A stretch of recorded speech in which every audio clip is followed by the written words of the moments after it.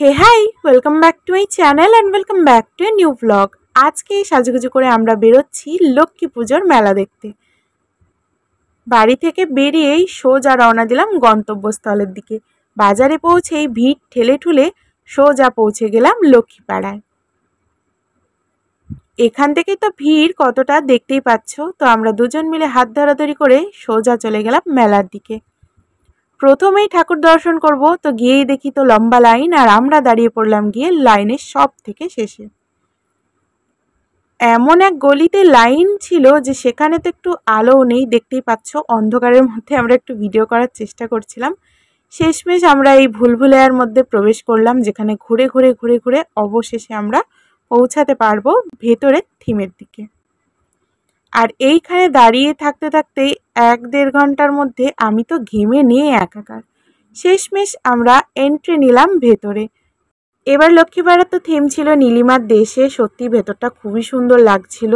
আর সব থেকে বেশি সুন্দর ছিল এবারের মা লক্ষ্মীর মূর্তিটা, যেটা আমার খুবই ভালো লেগেছে। অনেক সময় দাঁড়িয়ে দেখেছি।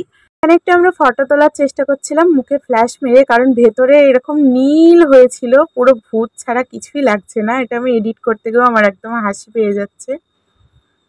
ওখান থেকে বেরিয়ে আমরা টুকটুক করে দুজন মিলে হাঁটতে হাঁটতে মেলাটা ঘুরে ঘুরে দেখা শুরু করলাম। মেলাটা তো বেশ ভালোই বড়, পাড়ার মধ্যে, তবুও বেশ অনেকটাই বড় হয়। এখন আমরা যাচ্ছি মেন যে দিকটায় বড় মেলাটা বসে সেই দিকে। যেতে যেতে দেখলাম একটা পুচকুর ডান্স হচ্ছিল, সেটা একটু দাঁড়িয়ে দেখে কিছুটা ভিডিও নিয়ে নিয়েছি। তারপরে আমাদের মেলার ভেতরে ঢোকার আগেই দেখা হয়ে গিয়েছিল মাহিদের সাথে। ওদের সাথে একটু কথা বলার পর আমরা মেনলি মেলার মধ্যে ঢুকে গেলাম। গিয়ে সব ঘুরে ঘুরে একটু দেখছিলাম। তারপর এখানে একটু দাঁড়িয়েছিলাম আমার রান্নার চ্যানেলের জন্য কিছু জিনিসপত্র নেওয়ার ছিল, সেগুলোই নিতে। এদিকে তো আমার দিদি সব টুকিটাকি জিনিসপত্র কিনছিল, অনেক কিছুই কিনেছি আমরা। আর আমি এখানে ব্যাগ ধরে ধরে দাঁড়িয়েছিলাম। ঘুরে ঘুরে মেলার মধ্যে অনেকটাই সময় কেটে গেছে আমাদের কেনাকাটা করতে করতে।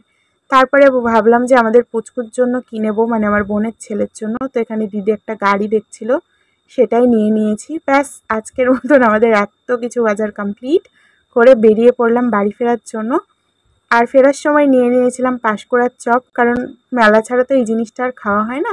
পাঁশকুড়ার চপটা নিয়ে হাঁটতে হাঁটতে চলে আসলাম মেন রোডে। তারপরে টোটোওয়ালাদের অনেক নাখরা শোনার পর সর্বশেষে একটা টোটো পেয়ে সোজা চলে আসলাম বাড়িতে।